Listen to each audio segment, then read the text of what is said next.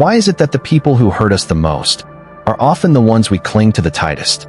Why do we stay in relationships that drain us? Why do we keep giving to those who have already stopped seeing us? Why is it so difficult to let go, even when we know, deep inside, that we should? Have you ever asked yourself that? And if you have, what answer did you find? Welcome, dear friend, to Stillness Unfolded, a space where we explore the teachings of Buddhism, the quiet wisdom of Zen, and the deep silence where healing begins. In today's video, we are diving into one of the most powerful and tender truths on the spiritual path, the practice of letting go. This is not just about walking away from toxic relationships. It's about understanding why we hold on to what hurts us. It's about seeing through the illusions that keep us trapped. And most of all, it's about reclaiming the peace that comes when we stop resisting impermanence. So if your heart feels heavy, if there's someone or something you're struggling to release, or if you're simply seeking clarity on what it means to truly let go, stay with me. This video is for you. Before we begin, if you find peace or insight here today, please consider giving this video a like and subscribing to Stillness Unfolded for more content rooted in wisdom, stillness, and the art of mindful living. And if a thought or question arises as you watch, I warmly invite you to share it in the comments below. Your voice matters, and may be the very reflection someone else needs. This video is rich with insight and depth, and every part of it is here to serve your growth. So watch until the end, breathe with it, and let's unfold this stillness together.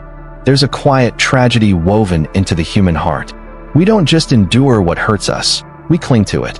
When someone neglects us, belittles our worth, or slowly erodes our peace, we don't always leave. Often we stay. We justify. We tell ourselves that loyalty is sacred, even when it's self-destructive. We romanticize suffering, as if pain is proof that we're strong or that love is real. But the Buddha taught clearly, it is not the external event that causes suffering, it is our attachment to it. We suffer not because someone walked away, but because we couldn't let them go. We suffer not because something ended, but because we believed it shouldn't have. We suffer not because of loss, but because of resistance to impermanence. Why is letting go so terrifying? Because the ego doesn't want to be abandoned. It would rather endure familiar pain than walk into unfamiliar peace. It whispers, if I love them more, maybe I'll finally be enough. But no amount of giving will awaken love in a heart that has already turned away. In Buddhism, healing begins the moment we stop arguing with what is. Sometimes, that healing sounds like silence. Sometimes, it feels like standing alone. And sometimes, it begins with one step, away from what's breaking us, and toward what's waiting to set us free. Far in the eastern mountains, where clouds drifted low and silence sat like mist upon stone, there lived a monk whose wisdom was known not through words, but through stillness. He had taken a vow of silence decades ago, not as an escape, but as a way of listening deeper to the wind, the falling leaves, the suffering in people's eyes. Those who journeyed to see him never expected conversation. They came seeking presence. One day, a young seeker arrived at the monastery gates. His face bore the quiet ache of someone who had carried too much for too long. His body was bent not from age, but from emotional exhaustion, the weight of longing, rejection, and the ache of holding on. He entered the courtyard, where the monk sat beneath a gnarled old tree. The seeker bowed until his forehead met the earth and spoke softly. Master, I've poured my heart into people who cannot love me back. I offer forgiveness, and they respond with silence. I wait, I hope, but it only hurts more. Why does my heart stay where I am not valued? Why can't I let go? The monk said nothing. Time passed. First minutes, then hours. The sun traced its slow arc overhead and began to dip behind the ridges of the mountain. Still silence. Then, as the air cooled and golden light settled on the stone, the monk slowly stood. He reached up to the tree above him and gently plucked a dried, brittle leaf from a low branch. Holding it in his palm, he looked at it, not with sentiment, but with acceptance. Then, with effortless grace, he opened his fingers and let the leaf fall. It tumbled once in the air, spun quietly, and came to rest on the ground. That was all. No speech, no explanation, just the act of release. The seeker sat frozen, confused at first. Was it a ritual? A metaphor? A dismissal? But deep inside him, something stirred. Something that words could never have reached. At first, the seeker struggled to find meaning in the monk's gesture. What could a falling leaf possibly say about heartbreak? About abandonment? About the ache of staying where love no longer lives? But as the silence deepened into night, and the wind rustled gently through the branches, a truth began to rise, not in thought, but in feeling. The tree did not resist. It did not mourn the leaf. It did not try to keep what nature had already decided to release. It simply let go, and in doing so, it remained whole. In that moment, the seeker saw himself in the tree, and his suffering in the leaf. He realized he had been clinging to what had already fallen in spirit, trying to hold people in his life long after they had let go of him, trying to preserve love where only memory remained. The leaf did not fall because the tree hated it. It fell because its season had ended. And just as trees do not fear the coming winter, he too could learn to trust the cycles of his own becoming. In Buddhist teachings, this is the heart of wisdom, to see the impermanence in all things not as loss, but as natural. What is meant for you will never need to be forced to stay, and what is ready to fall will do so, no matter how tightly you grip it. Peace, he realized, is not in the holding. It is in the release. 5 signs it's time to let go. 1. They repeatedly disrespect your boundaries. Disrespect doesn't always come in the form of yelling or insults. More often, it's subtle. It shows up as someone brushing past your no, mocking your values, ignoring your emotional needs, crossing lines you've drawn again and again until the lines blur and your voice fades. You begin to doubt whether your needs are even valid. You wonder if asking for space, for kindness, for basic decency makes you too much. But Buddhism teaches us that self-respect is not ego, it is mindfulness in action. To respect your own boundaries is to honor the sacredness of your life. To allow repeated violation is to become complicit in your own suffering. No matter how much history you share, no matter how deeply you care, if someone continues to dishonor your boundaries, it is not your responsibility to teach them how to love you. It is your responsibility to love yourself enough to leave. Letting go is not bitterness. It is the wisdom to walk away from what keeps cutting you, no matter how many times they apologize while holding the same knife. 2. The relationship drains you more than it nourishes you. Some connections start like gardens, full of color, energy, and mutual tending. But slowly, without noticing, one person begins to take more than they give. They turn your presence into a convenience, your kindness into an expectation, and your availability into obligation. You find yourself emotionally exhausted after every conversation. You feel guilty for needing rest. You feel afraid to ask for reciprocity because you know it won't come. Buddhist practice reminds us of the balance in all things, the middle way. True relationship is not self-sacrifice to the point of depletion. It is mutual flourishing. You are not a well meant to be emptied. You are not a light to be consumed without ever being refueled. If every encounter leaves you emptier than before, if you give out of fear, not love, then that is not compassion, it is codependency in disguise. And it's time to let go. 3. You start losing your sense of self. In a healthy relationship, you grow into more of who you are. In an unhealthy one, you begin to vanish. You stop laughing as much. You stop dreaming as big. You censor your words, your wants, your wounds. And slowly, the person you once were becomes unrecognizable, even to you. This is not love. Buddhism teaches that every being holds the seed of awakening, the potential to unfold like a lotus in the muddy waters of life. Anyone who dims your light, who clouds your clarity, who pulls you away from your own path, is not walking beside you. They are leading you somewhere you were never meant to go. Love does not ask you to erase yourself. It does not demand you to fit into someone else's shape. If staying requires you to abandon your truth, then leaving is the way back to yourself. 4. They apologize, but nothing ever changes. Words can comfort, but only action can heal. How many times have you heard, "I'm sorry," only to watch the same wound reopen again? Apologies without transformation are performances. They create false hope. They trap you in cycles. They make you question your memory, your reality, your intuition. You want to believe them because your heart is good. But the truth is, good intentions are not enough. And Buddhism reminds us that karma is built through deeds, not declarations. If someone shows remorse, but repeats harm, what they truly value is not your peace, but their access to you. Letting go here means refusing to be manipulated by the comfort of words when behavior tells a different story. It means trusting what you see, not what you're told. 5. You feel stuck, and your growth feels blocked. We are not meant to stay still in life. Growth is natural. Change is sacred. And yet, in some relationships, we feel trapped in a version of ourselves we've outgrown. You may hear things like, "You've changed. You're too sensitive now.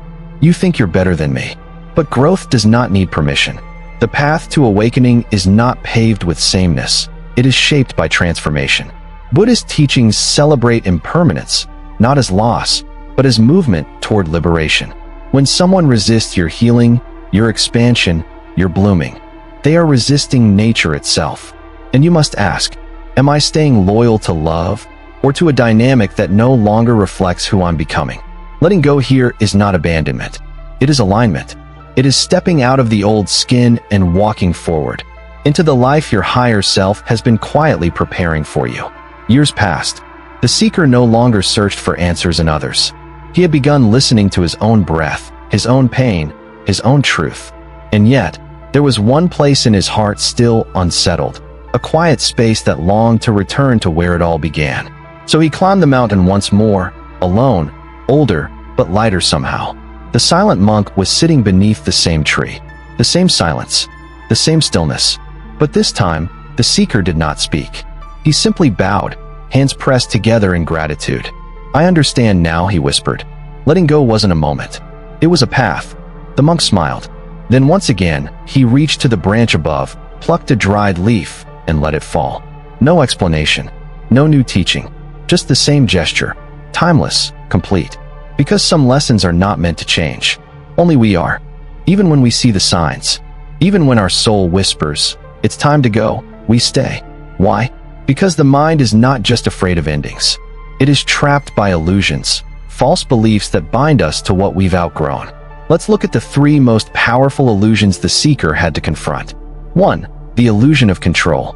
We believe, deep down, that if we try hard enough, we can fix it. If I love them better, if I become more patient, more forgiving, more selfless, they'll change, they'll stay. But here's what the seeker realized. You cannot control the evolution of another soul. You cannot force someone to meet you in a place they've never chosen to stand. You can invite, you can inspire, but you cannot carry them where they don't want to go. Buddhist teachings remind us, craving control is a root of suffering. When we cling to the outcome, we lose our presence. When we grip tightly, we miss the flow. Letting go is not failure. It is the surrender of the illusion that love must be earned through effort.